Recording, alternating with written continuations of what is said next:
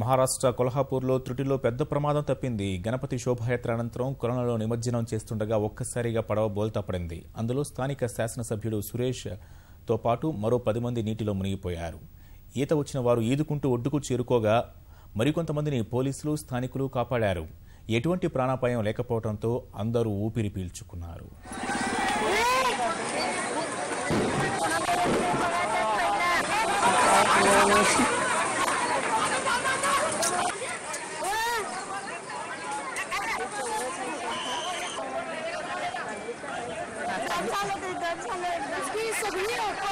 अनुपम गेले का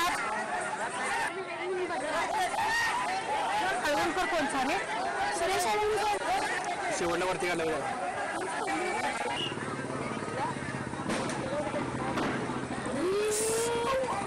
खाली गेले की वा बघते